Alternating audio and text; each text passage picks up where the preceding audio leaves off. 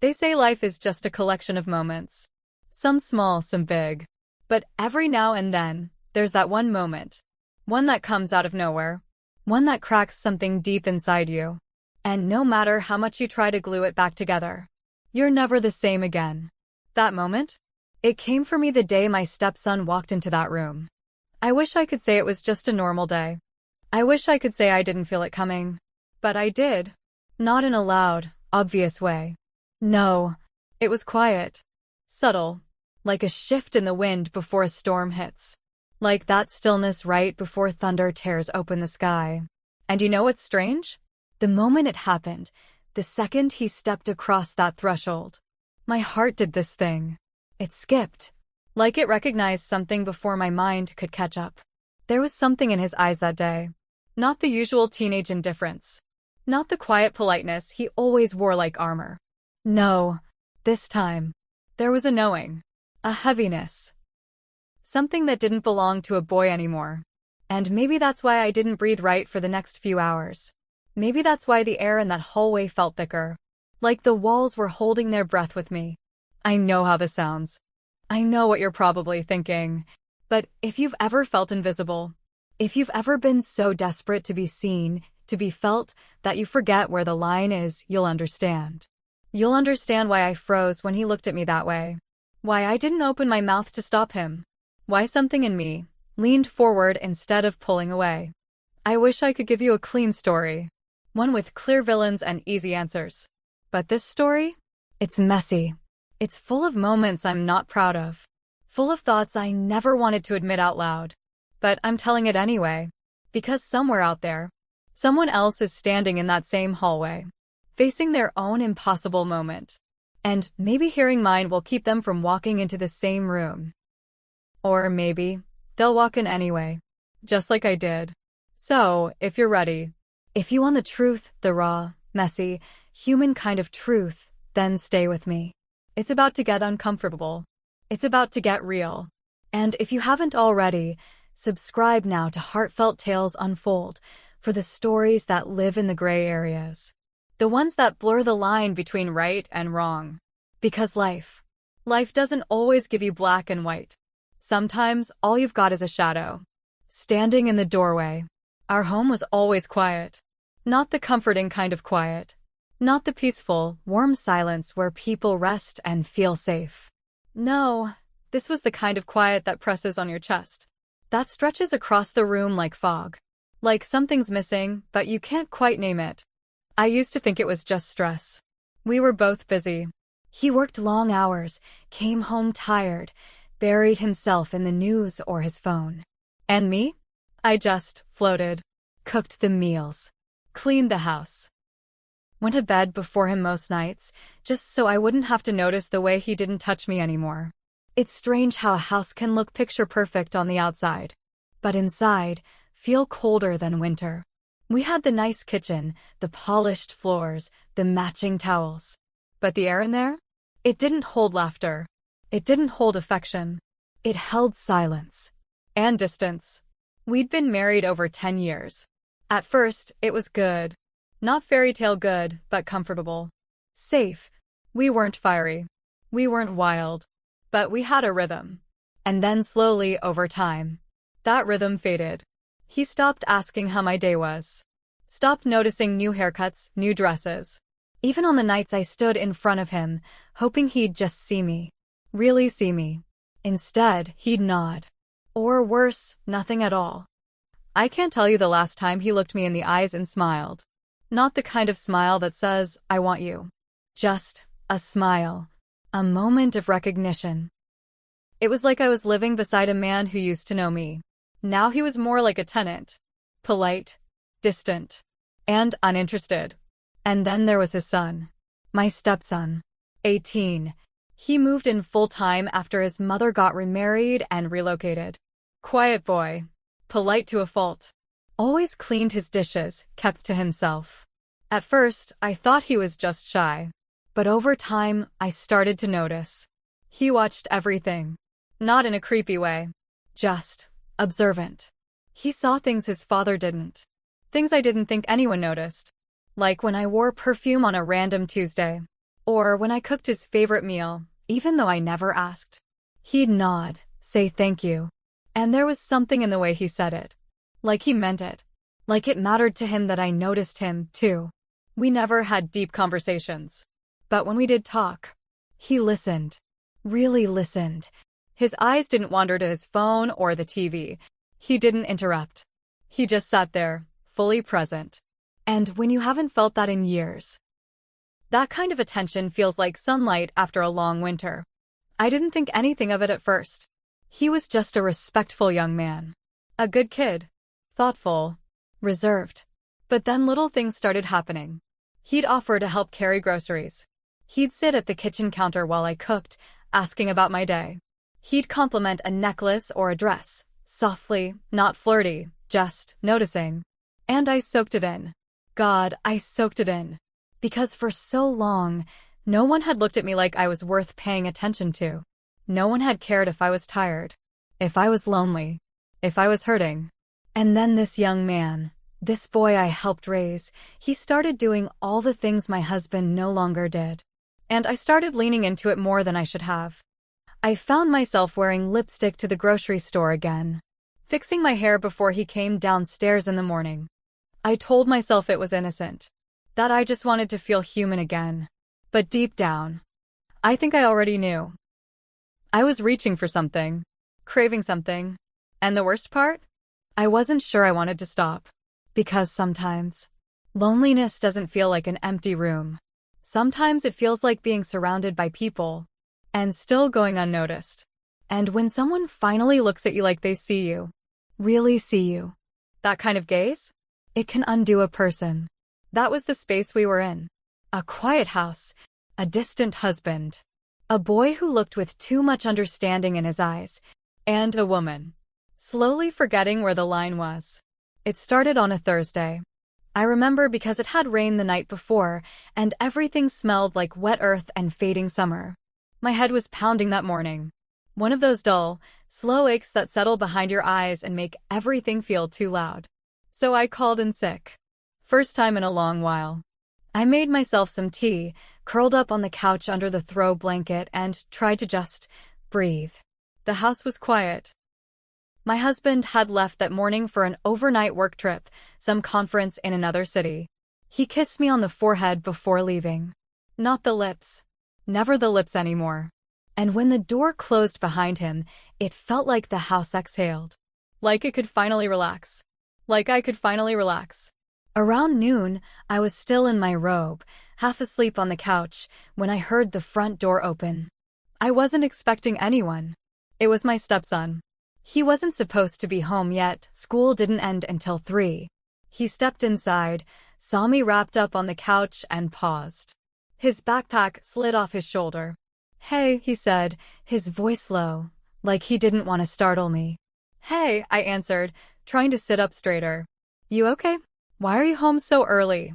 He rubbed the back of his neck. "I had a half day. Exams week." Then he looked around, like he was unsure whether he should even be there. I needed to grab something. From the spare room. That room. We called it the spare room, but really it was more like a time capsule.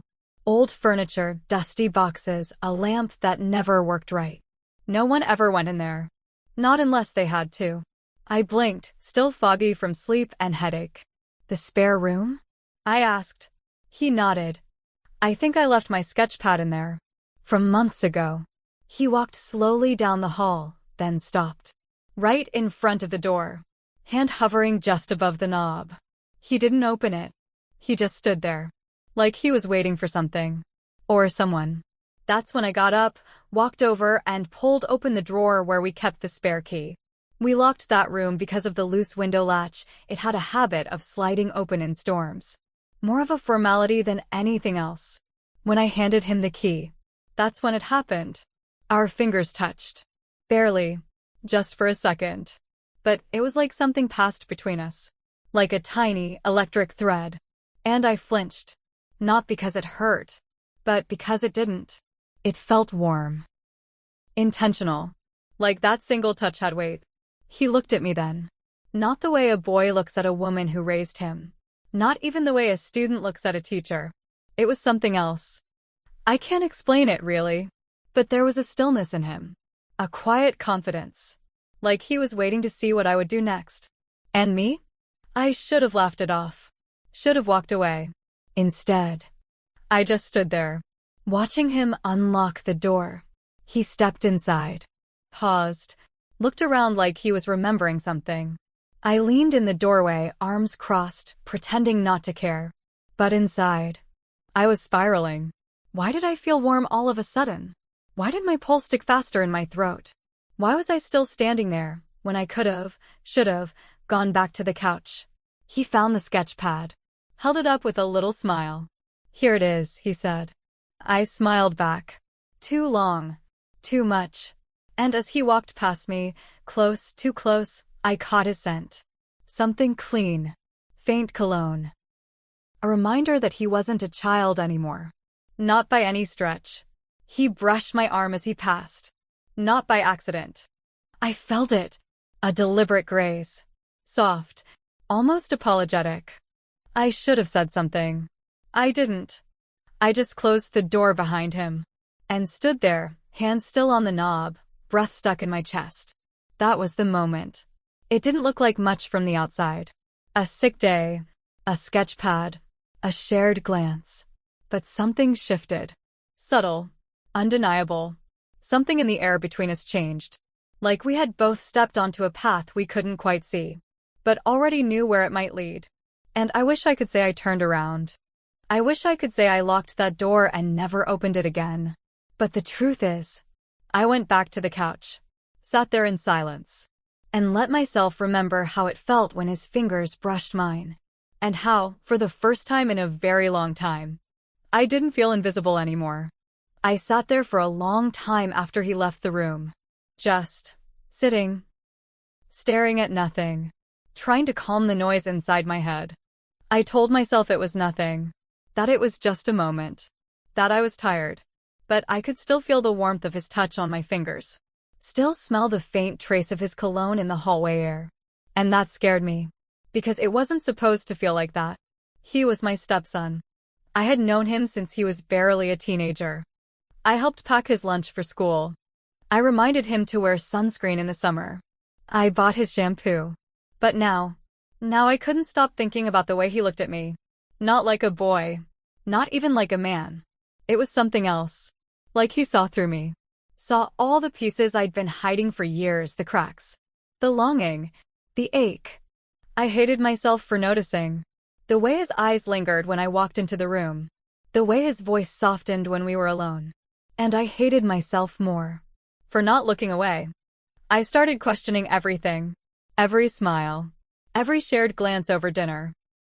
Every casual touch that lasted just a second too long. Was it motherly?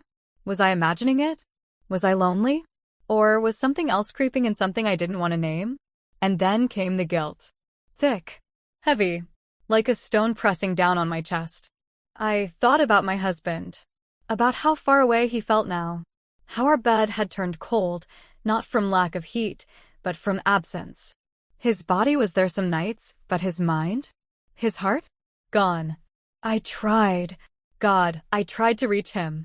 I planned date nights he forgot. I wore that black dress he used to love. He barely looked up from his phone. Our last anniversary? He brought home takeout. A soggy bag with the wrong order. No card. No kiss. Just silence. And a faint apology that didn't even reach his eyes. And so I stopped trying. I stopped asking. Stopped hoping. But I never stopped needing. Needing to be seen. To be touched. To be wanted. I started feeling like a ghost in my own life. Floating through rooms I used to belong in. Smiling through dinners I didn't taste. Answering questions no one was really asking. So when he looked at me like that, like I was something worth noticing, like I mattered, even for just a moment, something in me cracked. And then, something slipped through. I told myself it wasn't wrong to want to feel alive again. It wasn't wrong to crave connection, to long for warmth, to need to be touched not out of obligation, but out of desire. It wasn't wrong to want to be seen. Was it? I started second-guessing everything. The way I sat on the couch when he was home. The clothes I picked. The way I wore my hair. Was I doing it for me? Or was I hoping he'd notice? I'd catch myself listening for his footsteps when he came in from school. I'd feel the air change when he entered the room, how the silence between us wasn't empty anymore. It was charged. It was heavy. And I didn't know what to do with it. Sometimes he'd say something simple, like, "You look nice today." And I'd pretend not to care. Pretend to brush it off. But inside I'd hold on to it. Turn it over in my mind like a secret. Because it had been so long since anyone had said anything like that to me. I hated myself for needing it. For wanting it. For waiting for it.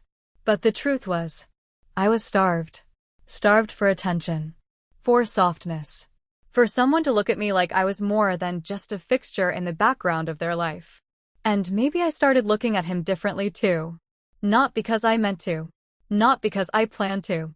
But because the human heart, it doesn't always follow the rules. Some nights, I'd lie in bed, staring at the ceiling. My husband snoring beside me, turned away. And I'd wonder, how did I end up here? How did this boy, this man, become the only person in this house who made me feel like I still existed? I wish I could say I snapped out of it, that I reminded myself of my role, that I shut down those thoughts before they took root. But I didn't. I let them grow. Quietly. Carefully. Like wild vines twisting through the cracks of a house that no longer felt like home. And deep down, I think I knew something was coming. Something I wouldn't be able to take back. After that day, nothing felt the same. The house didn't change. The walls were still the same color. The furniture hadn't moved an inch. But the air was different. He avoided me. Not in an obvious way. Not slamming doors or skipping meals. But in those quiet ways that only someone watching closely would notice. He wouldn't look me in the eye. He'd sit farther away on the couch. Say less. Smile less. And I did the opposite. I started overcompensating. Cooking too much. Talking too much. Laughing at things that weren't funny. Trying to patch over something we both knew couldn't be patched. I couldn't stop thinking about it. That moment in the spare room. The way his hands felt. The way his eyes searched mine, like he was looking for permission, and I gave it. But now, he couldn't even look at me anymore. And yet, I still dreamed of that moment. And that made it worse. Because I wasn't supposed to want it again. But I did. In my head, I replayed it, not just the touch, but the ache behind it. The desperation. The hunger to feel something. Then my husband came home. He walked through the door with his usual tired sigh, dropped his bag by the stairs, and gave me a half hug on his way to the kitchen. I stood there, frozen. Because I couldn't look him in the face. But I tried. I smiled too wide. Asked about his trip. Poured his drink before he even took off his shoes. Anything to keep his eyes off me. But still. He paused. At one point, just stared at me for a beat too long. Not lovingly. Not suspiciously, either. Just blink. Like he was trying to figure out what felt off. And I panicked. Not outwardly. But inside, my heart dropped. Was it written all over my face? Did he know? That night at dinner, it was quiet. Just the clinking of silverware and forced small talk. My stepson barely said a word. Didn't touch his food. Excused himself early. I watched him disappear down the hallway. Listened to his door close. And I could feel the distance stretching between us, thick as fog, sharp as glass. My husband didn't say anything about it, just muttered something about teenagers and went back to scrolling through his phone. But me? I couldn't eat another bite. I couldn't sit still. My skin felt tight. My breath shallow. The next few days were a minefield. Every time I heard a creak in the hallway, I jumped.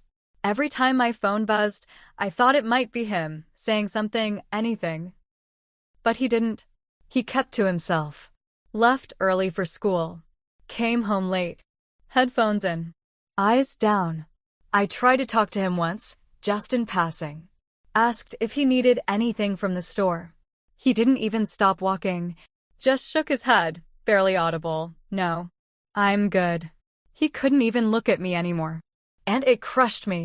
Because I thought maybe we both felt it. Maybe it wasn't just loneliness and need. Maybe it meant something. But now it just felt like shame. Like a secret rotting in the walls. I started to feel paranoid. Did someone hear? Did he tell anyone? Would he? Would he hate me for what happened?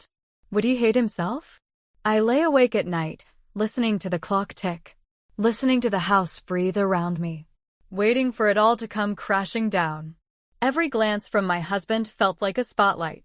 Every silence at the dinner table felt like an accusation.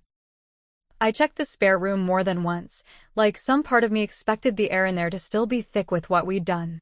Like the walls had watched us. And would never forget. And I couldn't stop the thoughts. I missed him.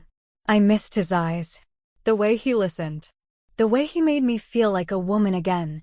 Not a ghost, not a servant, not a roommate. But how could I miss someone who wouldn't even meet my gaze now? I thought I wanted to be seen. But now that I wanted to disappear. The guilt came in waves. Some days, it sat quietly in the background, like a dull hum I could almost ignore. Other days, it slammed into me without warning, like standing in the ocean and suddenly getting knocked off your feet by a wave you didn't see coming. Shame. Regret. And right alongside them, longing. I hated myself for wanting more of something I knew I should have never touched in the first place. But the truth was, I missed it. I missed him. I missed the way I felt that day in the spare room. Seen, wanted, awake. And then I hated myself all over again.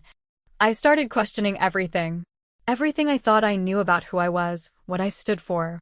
I had spent years telling myself I was loyal, that I was patient, that I was kind, that I would never be the kind of woman who stepped outside the lines. But then I did. And it made me wonder, had those lines already faded long before that moment ever came? Had I been slowly unraveling in silence for years without even realizing it? I looked at my husband differently now. Not with anger, but with a kind of quiet, aching distance. Like looking at someone you used to know in a dream. His routines hadn't changed. He still sipped his coffee in silence every morning.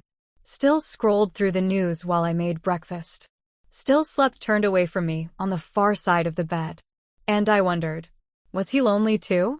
Had he stopped reaching for me because I stopped reaching first?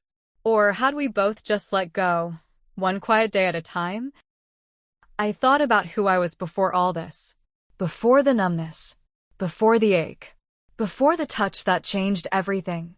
I started journaling, just to make sense of the mess inside me. I'd write down questions I couldn't answer. Was it loneliness? Was it betrayal? Or was it both, disguised as something deeper? Some days, I told myself I had manipulated him. That I had let my need for attention blind me. That I had taken advantage of someone younger, vulnerable, craving connection. Other days, I convinced myself it had been mutual. That he had reached too. That we had met in a moment of weakness that belonged to both of us. But then the guilt would rise again. Hot in my throat. Bitter in my chest. Because no matter how many ways I tried to frame it, no matter how many pages I filled with explanations, nothing changed what I had done. And still, I couldn't forget it. Couldn't unfeel it. Couldn't stop the memory from replaying in my mind, the look in his eyes. The way my skin came alive beneath his hands. The silence afterward, thick and deafening. I didn't recognize myself anymore. Not in the mirror. Not in my voice. Not in the way I moved through the world. Everything felt unfamiliar. Like I had slipped out of my old skin and didn't know how to wear the new one. I began avoiding mirrors. Stopped wearing makeup. Stopped doing anything that might remind me of the woman I was in that room. Or worse, the woman I might still be deep down. I questioned whether I even deserved to be forgiven. Not by him. Not by my husband. But by myself. And I didn't have the answer. All I had were pages and pages of confusion. And a heart that wouldn't stop aching, not just from guilt, but from missing the one person I wasn't allowed to miss. Because even after everything, even after the silence, the shame, the space between us, I still dreamed of that room. Have you ever made a choice you couldn't take back? and didn't know if you even wanted to? One of those moments that sits in your bones, that you carry with you everywhere you go, even if no one else knows it's there? If you've ever felt torn between what's right and what your heart was begging you for, I want to hear from you. Because I can't be the only one. I need to know I'm not the only one. Sometimes it helps just to know someone else out there understands. Even if you don't have the answers. Even if it's just a whisper in the dark. So, if any part of this hit something inside you, if any part of this made you feel seen, even in the mess, even in the shame, say something. Write it in the comments. Share your truth. And if this is the kind of story that speaks to you, the ones we don't talk about, but live with every day, don't forget to like, subscribe, and turn on the bell for heartfelt tales unfold. Because here, we peel back the layers of the human heart. One story at a time. You know, desire has a way of wearing disguises. It walks in looking like comfort. Like connection. Like salvation even. But underneath it, it can be something else entirely. Something wild. Something dangerous. Something that takes more than it gives. I thought I was just reaching for something small. Just a moment of warmth. Just a flicker of being seen. But that moment, it split me open. And once that happened, there was no putting the pieces back where they were. I wish I had some neat ending to give.